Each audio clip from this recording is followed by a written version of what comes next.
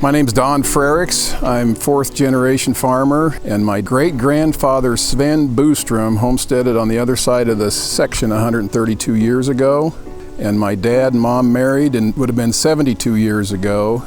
They moved on to this yard, and I was raised here, and we were just all farm boys, and we just grew up on the tractors. I think I started driving combine when I was 12. And I drove a tractor, an old Oliver 77, when I was 12, pulling a little harrow. And I rode miles and hours with my father and uncles cutting wheat, sitting on the fender of an open-air combine. So I think I really wanted to farm. I wanted to do it when I grew up. And I tried college for a year, and it wasn't really for me. So I came back and started farming with my brother.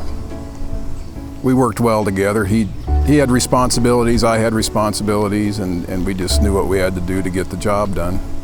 My brother passed away 10 years ago, had a brain aneurysm at 57, and my nephew was working at a bank in Omaha, and he decided he kind of wanted to get back here and be on the farm and try to be the generation that would take it over, and hopefully we can get that accomplished here in the next few years. I mean, I've worked with my uncle since I was a little kid. You know, it was my dad when he was alive and my uncle, so since it was a family operation, I was right there working, and it's like we haven't missed a beat.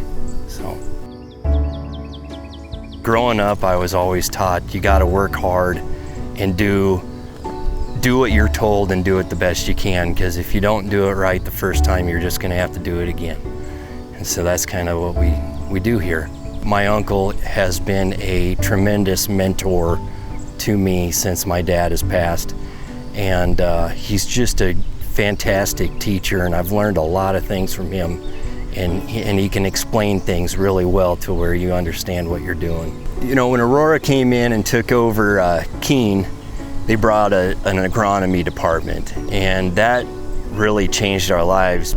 Before he passed, he was 100% for this merger, and I guess that was one of the hardest times of my life, because he never got to see the high-priced corn, he never got to see auto steer for the tractors, he never saw a lot of the technology, but I think he'd be proud of his son coming back to farm and maybe taking the thing over in time. So. He'd be amazed, because I always kind of joke, if he could see the tractor drive itself, the GPS, the auto steer, he just would be floored. So yeah, he'd be pretty proud. I have all the confidence in the world of the Aurora group, because they were able to help us spray when we needed it or we got behind. They had rigs that could come in and do our spraying. They also are there to help coach and counsel us on types of products we can use.